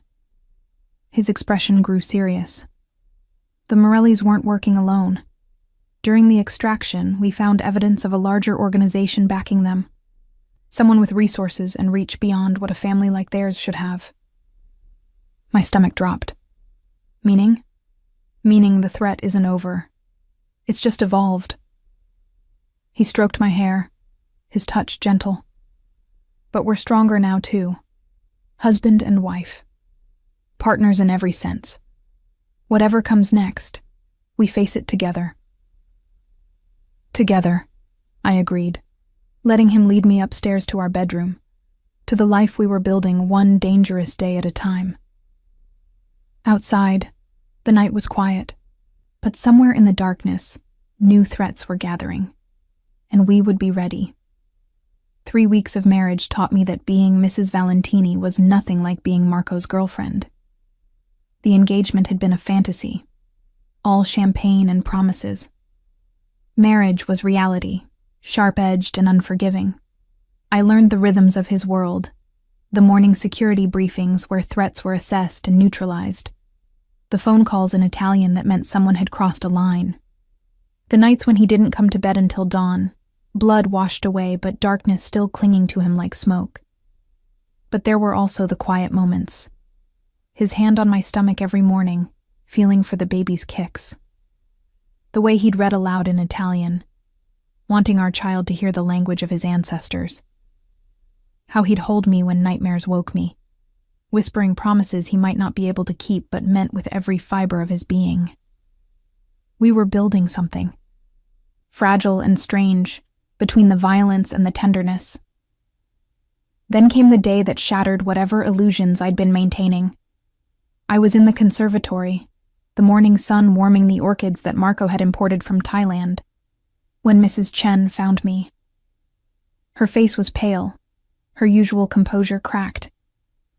Mrs. Valentini, you need to come with me immediately. Mr. Valentini's orders. The security protocols we'd drilled a dozen times kicked in automatically. I followed her to the panic room, my heart hammering, one hand pressed protectively over my 7-month belly. The baby was awake, tumbling and kicking as if sensing my fear. Inside the panic room, Antonio waited with 2 guards I recognized. His face was grim, his doctor's hands clenched into fists. What's happening? I demanded. Where's Marco? There's been an incident. Antonio's voice was carefully controlled, the tone he probably used when delivering bad news to patients' families. Someone breached the perimeter. They were after you. The words didn't make sense. The estate had military-grade security, cameras everywhere, guards patrolling constantly. How is that possible? Inside help. The admission clearly pained him. One of the guards was compromised. He disabled a section of the surveillance system long enough for a team to get through. A team. I sat down heavily, the baby's movements becoming almost painful. How many? 4. Marco and his men engaged them at the east gate before they could reach the house. There was gunfire. Is he hurt? The question came out as a whisper. I don't know. Communications went dark 3 minutes ago. That's standard protocol during active threats, but... He stopped, unable to finish the thought. But it also meant Marco could be bleeding out while we sat here in safety, and we'd have no way of knowing until it was too late. The minutes stretched into an eternity. I paced the small space, ignoring Antonio's suggestions that I sit, that I try to stay calm for the baby. How could I stay calm when my husband was fighting for his life somewhere on the grounds? When the door finally opened 20 minutes later, I nearly collapsed with relief. Marco stood there, alive and whole, though his shirt was torn and there was blood spattered across his face. Behind him, I could see guards dragging bodies, but I couldn't look at them too closely. Bella. He crossed to me in 3 strides, his hands framing my face, checking me over with frantic intensity. Are you hurt? Is the baby? We're fine. You're bleeding. Not my blood. He pulled me against him despite my protests, his heart hammering beneath my ear. Christ, Megan. If Antonio hadn't gotten you to the panic room in time... But he did. I'm safe. I pulled back to look at him properly. What happened out there? His expression hardened. We eliminated the threat. All 4 of them are dead. The guard who helped them is being questioned in the basement. Questioned. The word was a euphemism for something I probably didn't want to imagine. But how did they even know I was here? How did they get someone inside your security? That's what I intend to find out. He released me reluctantly, turning to Antonio. I need you to take Megan to the safe house in Vermont. Now. Pack for 2 weeks, minimum. No. I grabbed his arm before he could walk away. I'm not running again, Marco. We talked about this. That was before someone got past our defenses. His voice was rough with barely controlled fear. That was before they came within 100 yards of killing you and our baby. I can't protect you here if I don't know who else might be compromised. Then we figure it out together. Isn't that what marriage means? Partners? Partnership doesn't mean letting you die to prove a point. The shout echoed in the small room, shocking us both into silence. Marco's control was legendary. His temper kept on a leash so tight most people forgot he had one. But now that leash had snapped, and I saw the raw terror underneath. I can't lose you, he said more quietly. Do you understand? I can't. If something happens to you, if they take you from me again, this time permanently, I won't survive it. So yes, I'm being unreasonable. Yes, I'm making unilateral decisions. Because the alternative is standing over your grave explaining to our child why I valued your independence more than your life. The words hit me like physical blows. I'd been so focused on maintaining my autonomy, on not becoming completely absorbed into his world, that I hadn't fully grasped what my death would cost him. 2 days, I compromised. Give me 2 days here while you figure out the security breach.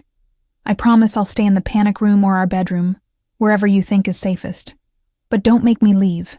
Not yet. He looked like he wanted to argue, but Antonio cleared his throat. Actually, that might not be the worst idea. Moving her right now, while we don't know the extent of the infiltration, could be more dangerous than keeping her here in a controlled environment. Marco's jaw worked as he weighed the options. Finally, he nodded. 48 hours. But you don't leave the 2nd floor. Not for any reason. And Dr. Morrison moves in. If the stress triggers early labor, I want her here immediately. Agreed. I would have agreed to almost anything to keep from being shipped away like cargo. The next 2 days were among the longest of my life. I lived in our bedroom, meals brought to me, Dr. Morrison checking on me every few hours. Through the windows, I could see increased security, guards walking patrol routes with military precision. The estate had become a fortress within a fortress. Marco came and went, his clothes changing from clean to blood-stained, and back again with disturbing regularity. He was hunting, I realized. Tracking down everyone who might have been involved in the breach, eliminating threats with surgical precision. On the second night, he came to bed smelling of soap and exhaustion, his eyes haunted. I didn't ask what he'd done, what he'd had to do. Some things were better left unspoken. Did you find out who was behind it? I asked instead, curling against his side, his arm coming around me automatically. Yes. The single word was heavy with implications. It wasn't the Morellis. They're still scrambling to reorganize after we took out their leadership. This was someone else, someone with resources and patience and a very specific grudge. Who? He was quiet for so long I thought he might not answer. Then, my father. I sat up, staring at him in the darkness. Your father? But you told me he was dead. I told you he was dead to me. There's a difference. Marco's voice was flat, emotionless, the way it got when he was talking about something that hurt too much to fully feel. Salvatore Valentini is very much alive, and very much invested in destroying everything I've built. Why? Because I testified against him 15 years ago. I was 18, fresh out of high school, and I watched him order the execution of a woman and her 2 children because her husband had stolen from him. When the FBI came asking questions, I told them everything I knew. The confession hung between us. Marco had betrayed his own father, sent him to prison. No wonder he'd never mentioned the man.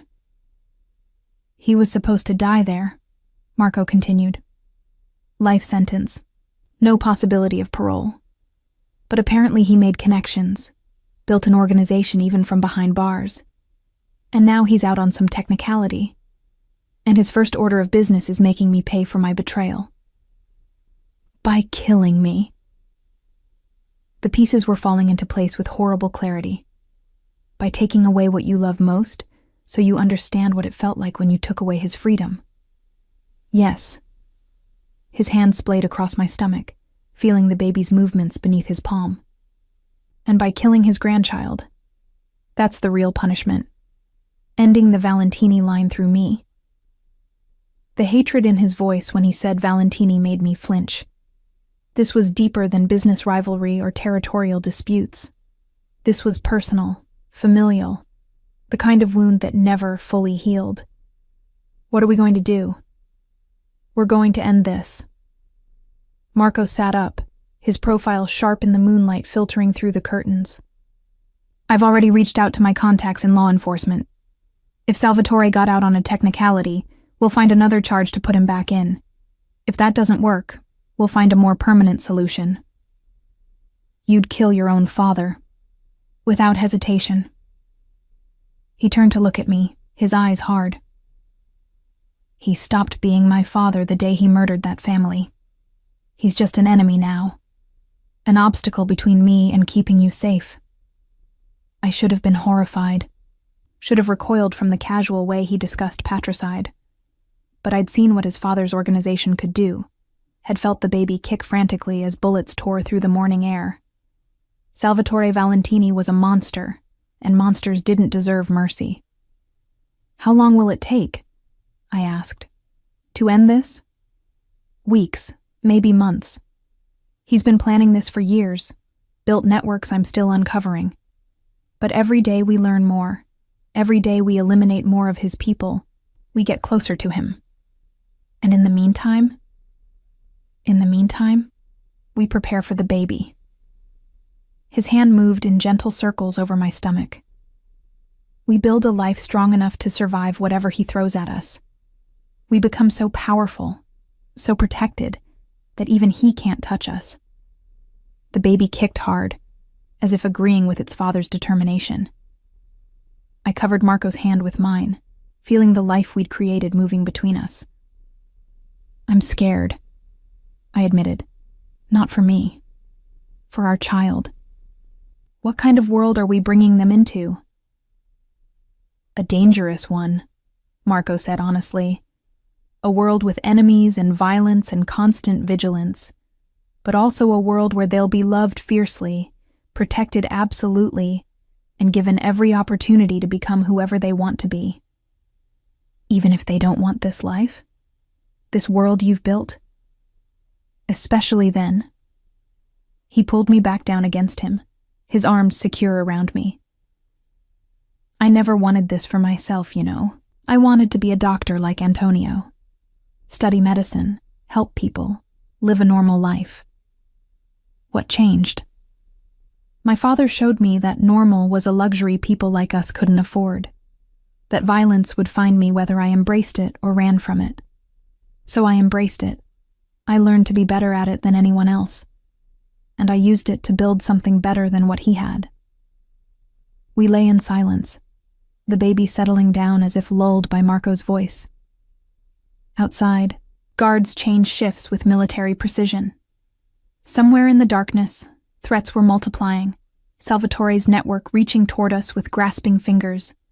But here, in this bed, in this moment, we were safe.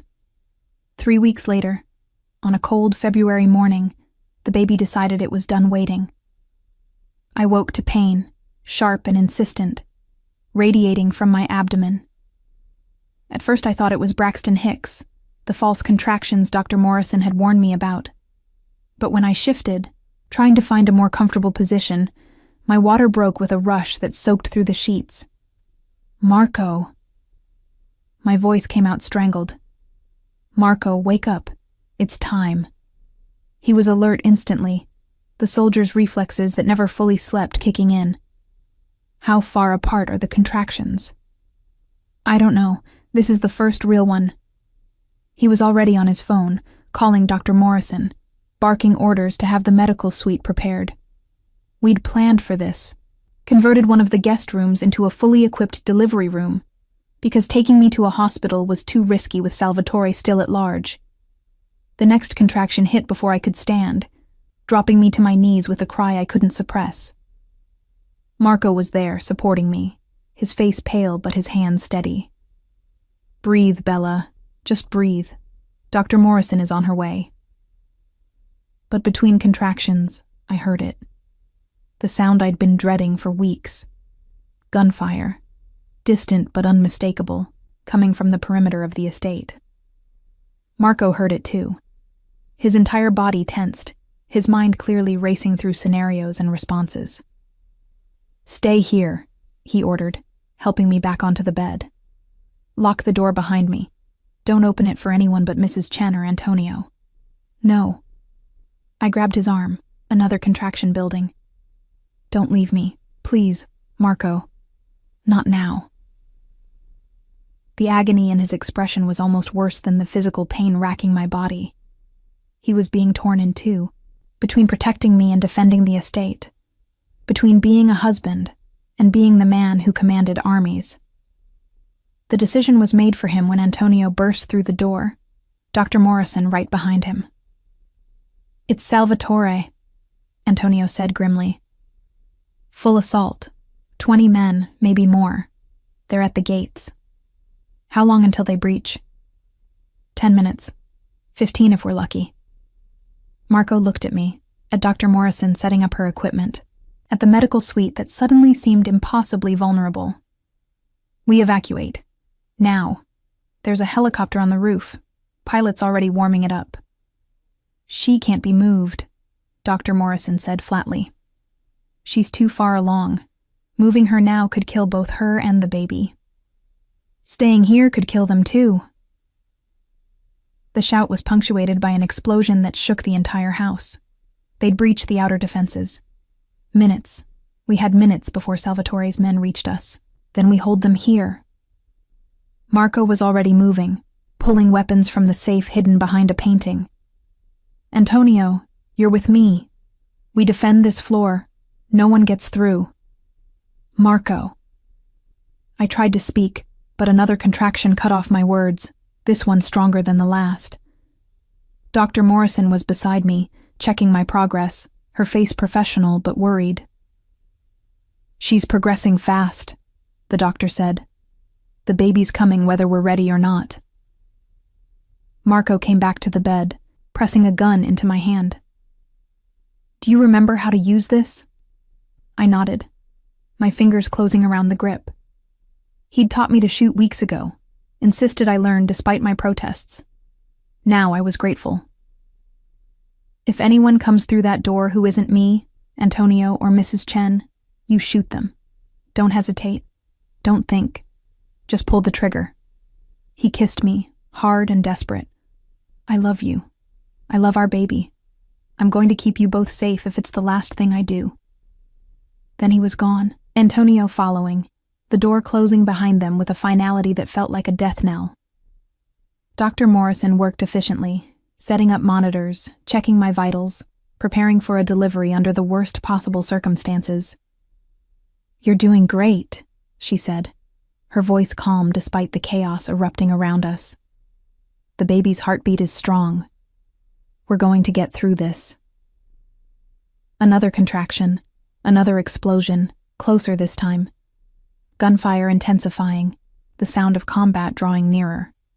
I could hear Marco shouting orders, the controlled fury in his voice as he coordinated the defense.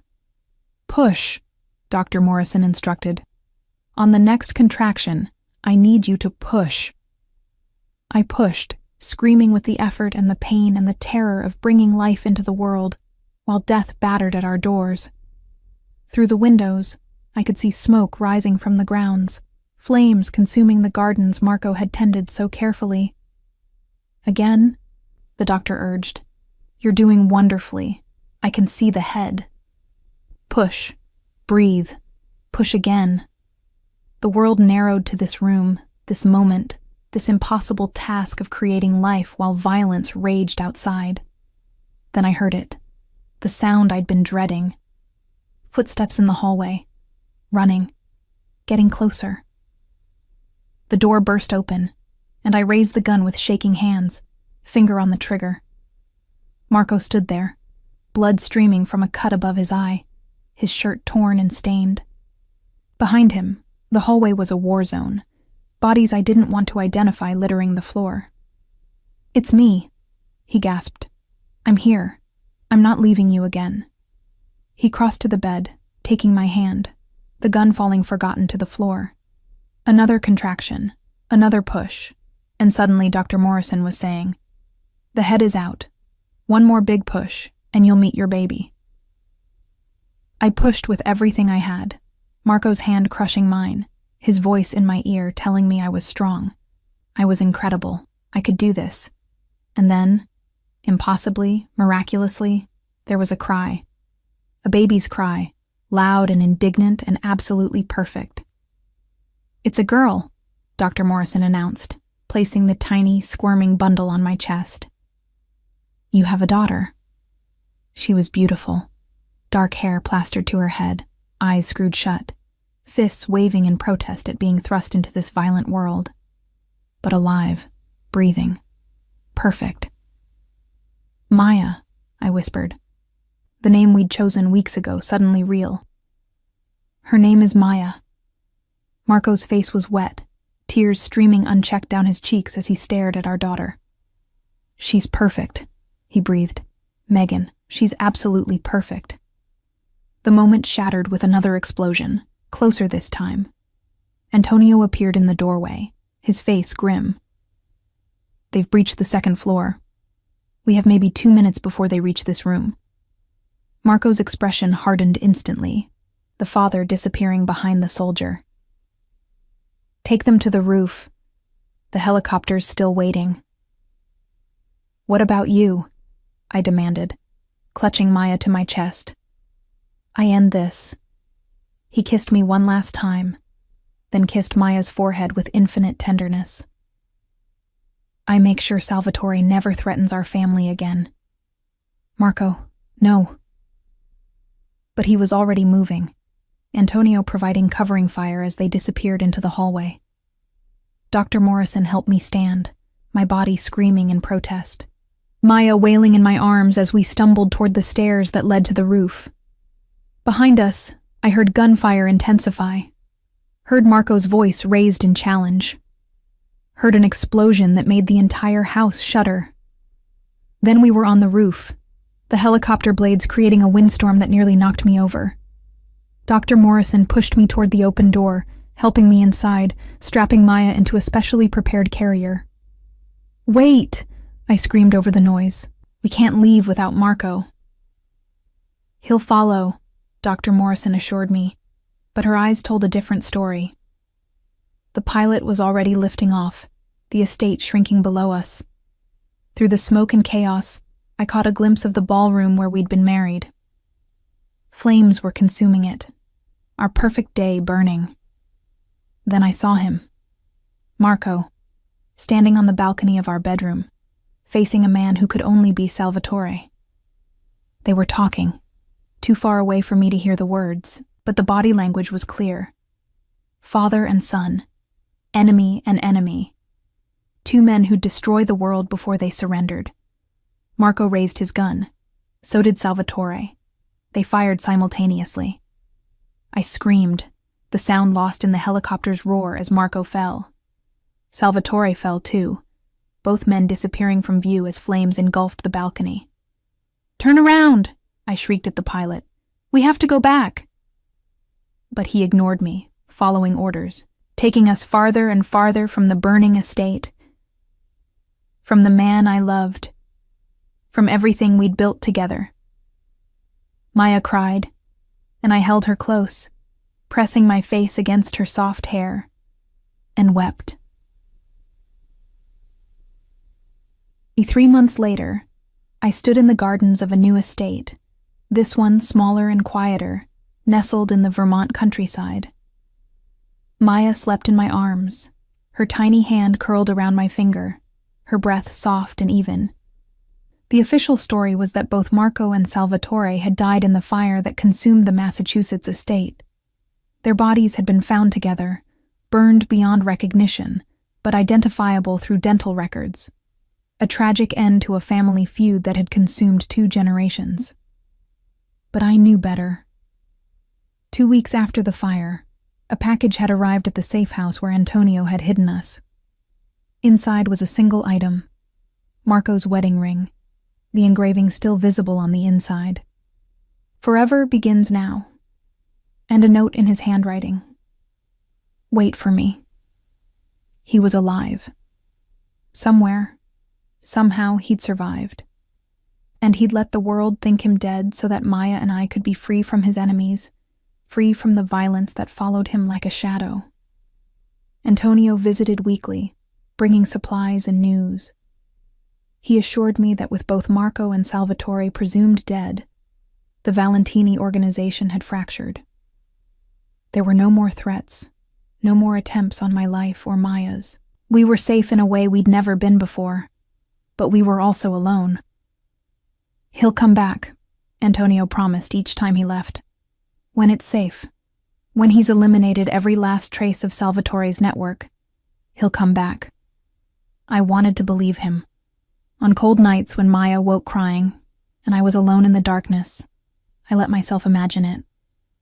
Marco walking through the door, scarred but alive, ready to meet the daughter he'd held for only moments before sacrificing everything to keep us safe. Until then, I told Maya stories. About her father, the complicated man who'd loved her before she was born. About the empire he'd built, and the enemies he'd destroyed. About the night she was born amid flames and gunfire, already a survivor from her first breath. "Your daddy is a warrior," I whispered to her as the sun set over the peaceful Vermont landscape, and warriors always find their way home. In the distance, a car approached on the long driveway. I tensed automatically, reaching for the gun I now kept within reach at all times. But as the vehicle drew closer, I saw it was just Antonio making his weekly visit. Or so I thought, until the passenger door opened and a man stepped out. He was thinner than I remembered, his face marked by new scars. His hair was longer, touched with gray that hadn't been there before. But his eyes, when they met mine across the garden, were the same dark pools that had first captured me 2 years ago. "Bella," Marco said, his voice rough with emotion. "I told you I'd come home." Maya stirred in my arms, and I sank to my knees in the grass, unable to hold back the sobs that tore through me. He was there in an instant, arms around both of us, holding his family together as if he'd never let go again. "It's over," he murmured against my hair. All of it. Every enemy. Every threat. We're free, Megan. We can finally be free. I looked up at him. This man who'd kidnapped me, married me, fought for me, died for me, and somehow found his way back. No more running? No more running, he promised. Just us, our family, the life we were meant to have. Maya opened her eyes, staring up at the stranger holding her. For a long moment, father and daughter studied each other. Then she smiled, a gummy, perfect baby smile, and Marco's face crumbled with joy. "Hello, little warrior," he whispered. "I'm your daddy, and I promise you, nothing and no one will ever hurt you again." As the sun set over our new home, the three of us sat in the garden, building the future we'd almost lost. A future without violence, without fear, without the ghosts of Marco's past haunting every moment. It wouldn't be perfect. There would be nightmares and scars and memories that never fully faded. But it would be ours. And sometimes that was enough.